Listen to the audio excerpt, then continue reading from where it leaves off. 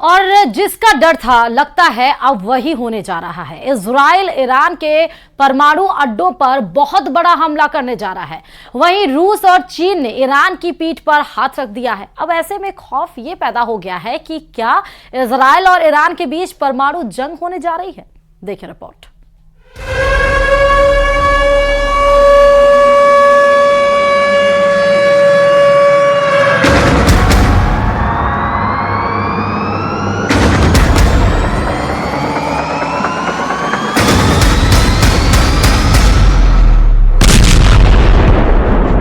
परमाणु युद्ध, ईरान मरेगा या फिर मारेगा।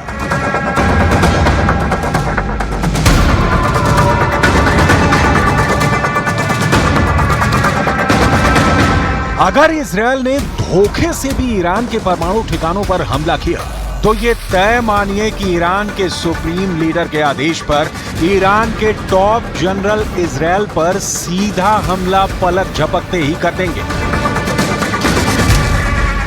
ईरान के बंकर में घातक मिसाइलों का ऐसा जखीरा मौजूद है जो इजरायल को विनाश करने के लिए काफी है।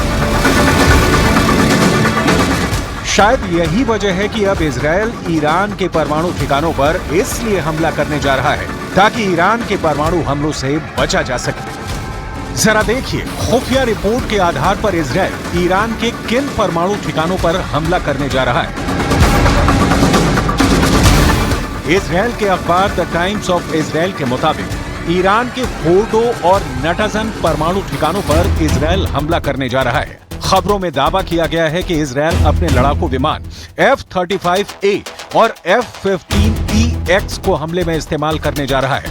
80 मीटर गहराई में मौजूद ईरान के फोर्डो परमाणु ठिकाने पर 30,000 पाउंड बंकर ब्लस्टर बम गिराने का प्लान है ताकि 80 मीटर गहराई में ईरान के फोर्डो परमाणु ठिकाने को तबाह किया जा सके। दावा किया जा रहा है कि 1200 किलोमीटर दूर मौजूद फोर्डो परमाणु ठिकाने को अगर इजरायल के F-35A और F-15EX लड़ाकू विमान तबाह कर देते हैं तो ये ईरान के लिए बहुत बड़ा नुकसान साबित होगा।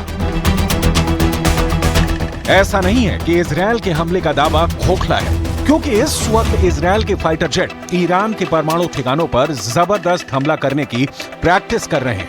F-35A और F-15EX लड़ाकू एक ऐसा अभ्यास कर रहे हैं जिसमें इजरायल से ईरान के बीच औसत 1500 किलोमीटर दूर पर बम गिराना है। हमले से जुड़ी इस खबर की पुष्टि एक और खबर भी कर रही है। इंटरनेशनल एटॉमिक एनर्जी एजेंसी यानी IAEA ने ऐसा खुलासा किया है जो वाकई दिल दहला देने वाला है। IAEA के चीफ राफेल ग्रॉसी ने मीडिया को बताया कि ईरान के परमाणु ठिकानों पर इजरायल के हमले का खतरा बढ़ चुका है, जिसकी वजह से ईरान ने अपने कई परमाणु ठिकानों को बंद कर दिया है। राफेल ग्रासी के मुताबिक IAEA के अधिकारी ईरान के परमाणु ठिकानों का निरीक्षण नहीं कर सकते, जिनकी जांच रोज होती थी। ईरान ने इजरायली खतरे को देखते हुए परमाणु साइटें बंद कर दी हैं। What I can tell you is that our inspectors in Iran were informed by the Iranian government that on the yesterday all the nuclear facilities that we are inspecting every day would remain closed on security considerations. परमाणु युद्ध, Iran मरेगा या फिर मारेगा। Iran ने भी कच्ची गोलियां नहीं खेली है। ईरान को भी कहीं ना कहीं रूस से जबरदस्त मदद मिल रही है। इस वक्त ईरान दुनिया में आत्मघाती ड्रोन बनाने में काफी आगे निकल चुका है। उसके पास हजारों की तादाद में बैलिस्टिक, क्रूज और हाइपरसोनिक मिसाइलें हैं, जिसमें से कई परमाणु बम से बहुत कम वक्त में लैस हो सकती हैं। इसी वजह से दावा किया जा रहा है कि ईरान के परमाणु फैसिलिटी पर हमला करना इजरायल के लिए इराक और सीरिया की तरह आसान नहीं होने वाला। खबरों के साथ इस बुलेटिन में फिलहाल इतना ही। और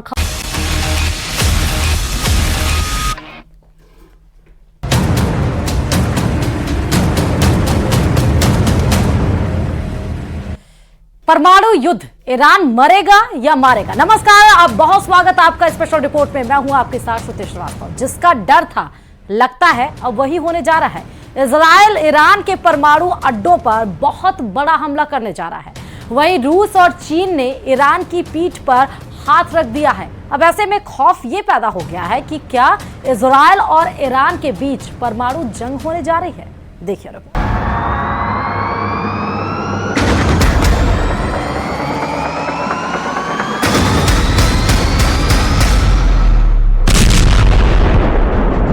परमाणु युद्ध, ईरान मरेगा या फिर मारेगा?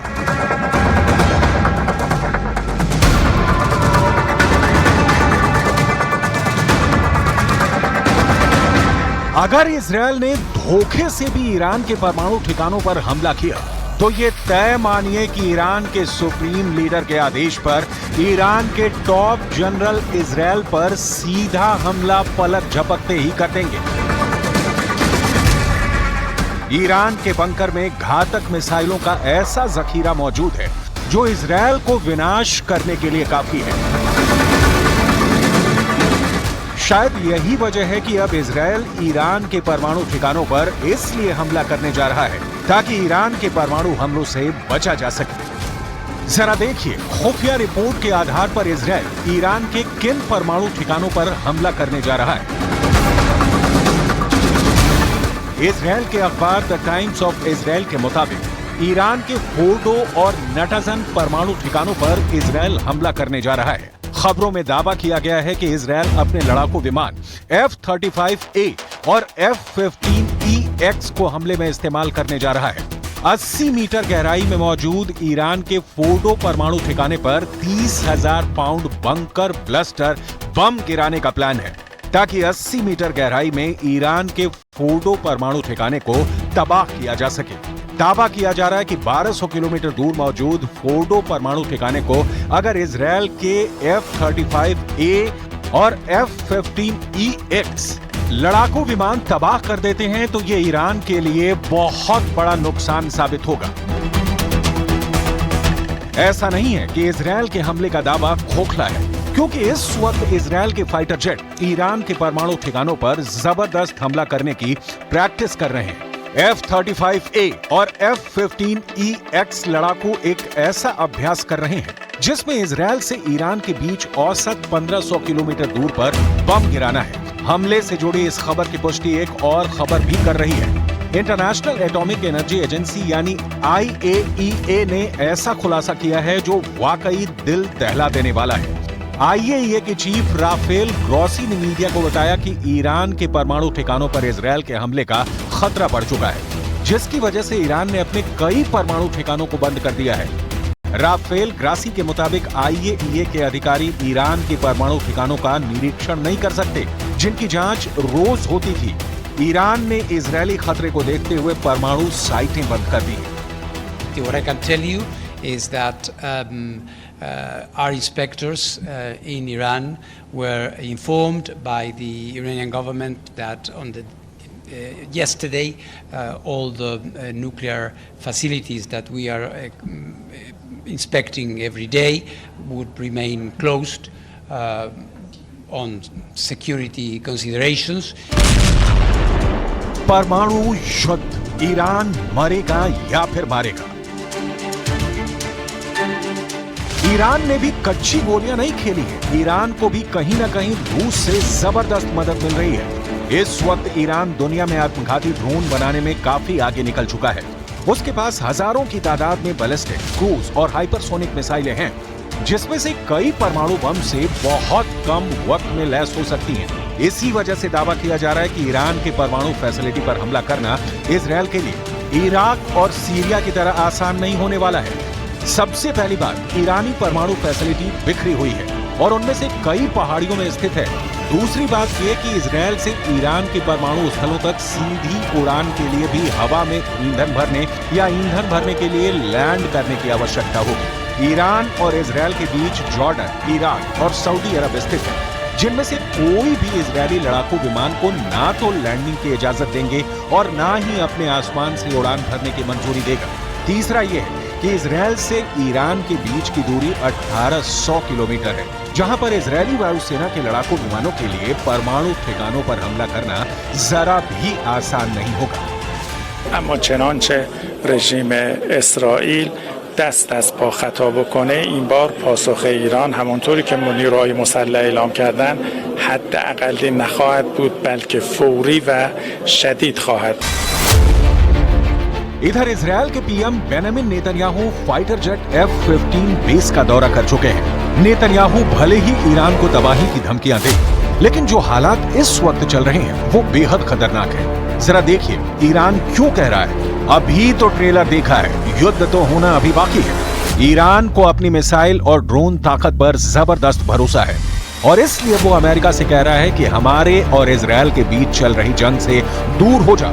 जरा देखिए कैसी है ईरान की हवाई हमले की ताकत। ईरान के पास 9 ऐसी बैलिस्टिक मिसाइल्स हैं जो हजारों किलोमीटर दूर इजरायल पर हमला बोल सकती हैं। इन मिसाइल में अगर सबसे खतरनाक मिसाइल की बात की जाए तो वो है सेज। ये मिसाइल 17,000 किलोमीटर प्रति घंटे की तेजी से 2500 किलोमीटर दूर हमला कर सकती है। तो वहीं खीबर मिसाइल की मारक क्षमता 2000 किलोमीटर है। इसके साथ ही हज कासेम की अटैकिंग रेंज 1400 किलोमीटर है। ईरान के पास क्रूज मिसाइल भी हैं जो न्यूक्लियर पावर से लैस है। इसकी रेंज 3000 किलोमीटर है। ईरान ने अपने ड्रोन के जखीरे में भी खास काम किया है। पूरे मिडिल ईस्ट क्षेत्र की बात की जाए तो ईरान आत्मघाती ड्रोन का सबसे बड़ा निर्माता है। ईरान के पास मुहाजिर 10 नाम का घातक ड्रोन है जिसकी रेंज 2000 किलोमीटर है। तो वहीं मुहाजिर 10 अपने साथ 300 किलोग्राम का विस्फोटक भी ले जा सकता है। अब सवाल उठता है कि ईरान ऐसे हालात में क्या कर सकता है और क्या वाकई में ईरान के पास ऐसे परमाणु बम हैं जो इजरायल को तबाह कर सकते हैं। जरा देखिए, इंटरनेशनल एटॉमिक एनर्जी एजेंसी यानी IAEA ईरान की परमाणु क्षमता पर क्या दावा करता है। कुल मिलाकर अगले 24 से 48 घंटे में अगर इजरायल ईरान पर परमाणु हमला करता है तो पूरा पश्चिम एशिया परमाणु भट्टी में भस्म हो जाएगा।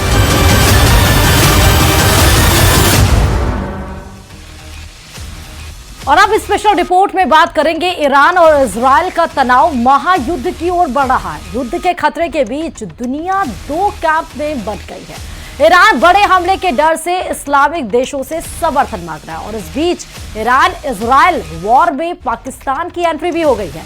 ईरान के राष्ट्रपति पाकिस्तान का दौरा करने वाले हैं। ऐसे में कयास ये लगाए जा रहे हैं कि क्या ईरान पाकिस्तान से एटम बम वाला कोई वादा चाहता है। देखिए रिपोर्ट।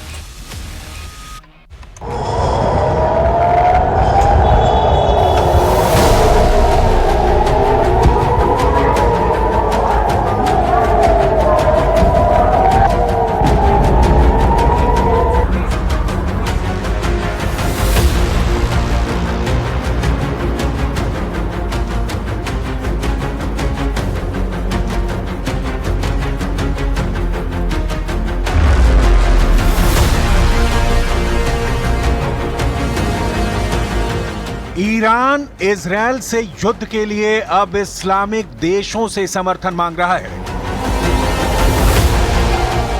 ईरान ने इजरायल पर हमला तो कर दिया, लेकिन अब उसे शायद इजरायल का डर सता रहा है।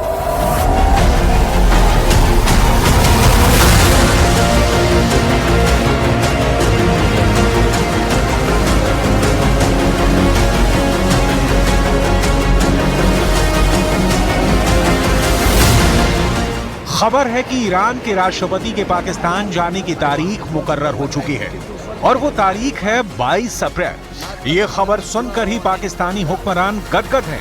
उन्हें लग रहा है कि पाकिस्तान के कटोरे में रहम की कुछ भीख आने वाली है। सवाल है कि अब ईरान पर इजरायल के बड़े जवाबी हमले के खतरे को देखते हुए इब्राहिम रईसी अचानक देश छोड़कर बाहर क्यों जाएंगे, वो भी पाकिस्तान। ईरान के राष्ट्रपति के इस दौरे का agenda Iran Pakistan gas pipeline और फ्री ट्रेड एग्रीमेंट बताया जा रहा है, लेकिन सूत्र बताते हैं कि असली राज कुछ और है। पहला सवाल ये कि 2009 से लटके पाइपलाइन प्रोजेक्ट पर ईरान अचानक इतना एक्टिव क्यों हो गया।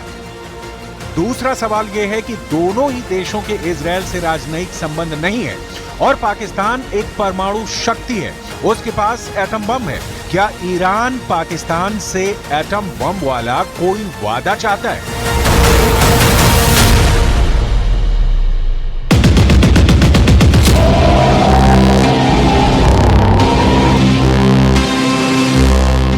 इजराइल लगातार ईरान के परमाणु प्लांट समेत बड़े ठिकानों को तबाह करने की धमकी देता आया है। ऐसे में इब्राहिम रईसी का पाकिस्तान की तरफ रुख करना बड़े सवाल पैदा कर रहा है।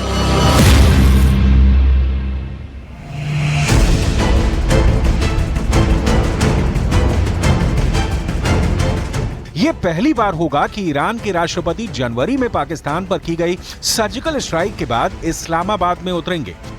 पाकिस्तान में किए गए हमले के बाद पाकिस्तान ने ईरान से अपने राजदूत को वापस बुला लिया था। दोनों के रिश्तों में खटास आई, लेकिन एक बार सब लाइन पर आ चुका है। लेकिन क्या इजरायल के खिलाफ टक्कर में ईरान पाकिस्तान से कोई उम्मीद लगा सकता है? इस वक्त ईरान अपने लिए दोस्त जुटा रहा है। इसलिए देखिए कौन है इजरायल के कैंप में और कौन है ईरान के कैंप में।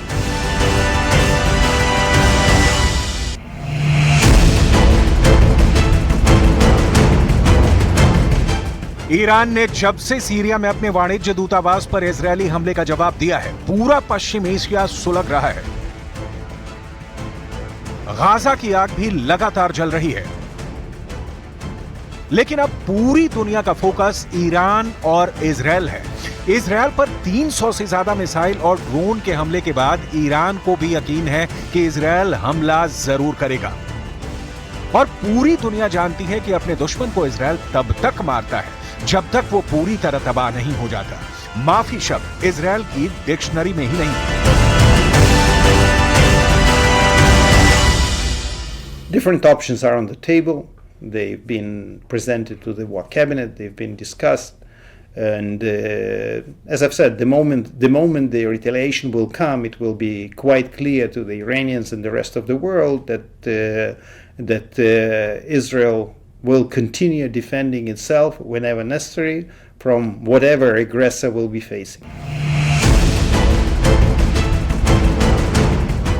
ईरान को उम्मीद है कि पश्चिम एशिया के इस्लामिक मुल्क कम से कम इजरायल के खिलाफ खड़े होंगे और इस युद्ध में उसका साथ देंगे। लेकिन ईरान के प्लान में पलीता लगाने का काम किया जॉर्डन ने। जब इजरायल पर ईरान मिसाइल और ड्रोनों के जरिए हमला कर रहा था, उस वक्त सिर्फ इजरायली नहीं, जॉर्डन के हथियार भी ईरान की मिसाइलों और ड्रोन को धुआं कर रहे थे। जॉर्डन ने ईरानी ड्रोन और मिसाइलों को खत्म करने के लिए अपने फाइटर जेट उतार दिए। जॉर्डन की तरफ से जारी बयान में कहा गया, अपने नागरिकों की सुरक्षा सुनिश्चित करने के लिए अपने हवाई क्षेत्र में उड़ने वाली वस्तुओं को रोका गया। कुछ टुकड़े कई स्थानों पर गिरे, लेकिन कोई खास नुकसान नहीं हुआ। किसी नागरिक को चोट नहीं आई है।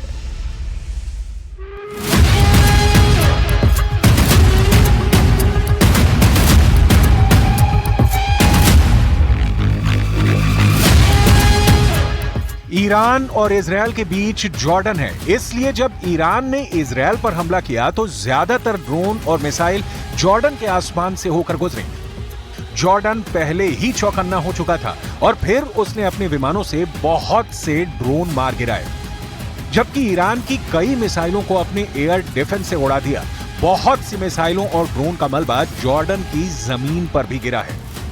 वहीं सऊदी अरब के विदेश मंत्रालय ने क्षेत्र में सैन्य कार्रवाई पर चिंता जताई और युद्ध के खतरों को रोकने के लिए सभी पक्षों से संयम बरतने की अपील की। यानी सऊदी अरब का रुख इजरायल ईरान युद्ध को लेकर न्यूट्रल है।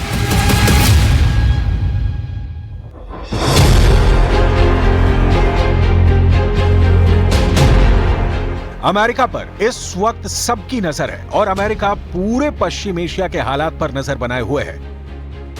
पश्चिमी एशिया में बढ़ते तनाव के बीच अमेरिकी विदेश मंत्री एंटनी ब्लिंकन ने तुर्की के विदेश मंत्री हकन फिदान से बात की। तुर्की और इजरायल में 1949 से ही राजनयिक संबंध हैं। तुर्की इजरायल को मान्यता देने वाला पहला मुस्लिम बहुल देश है। व्हाइट हाउस के अधिकारियों के हवाले से अमेरिकी मीडिया ने कहा कि राष्ट्रपति जो बाइडेन ने शनिवार रात इजरायली प्रधानमंत्री बेंजामिन नेतन्याहू को फोन पर बताया कि अमेरिका ईरान के खिलाफ इजरायल के किसी भी जवाबी कार्रवाई में ना तो भाग लेगा और ना ही उसका समर्थन करेगा। यानी अमेरिका हर हाल में यह चाहता है कि इजरायल ईरान के साथ युद्ध में ना फंसे। लेकिन एक स्थिति ऐसी भी है कि इजरायल जब युद्ध में फंस जाएगा तो अमेरिका को खुलकर मैदान में उतरना ही पड़ेगा।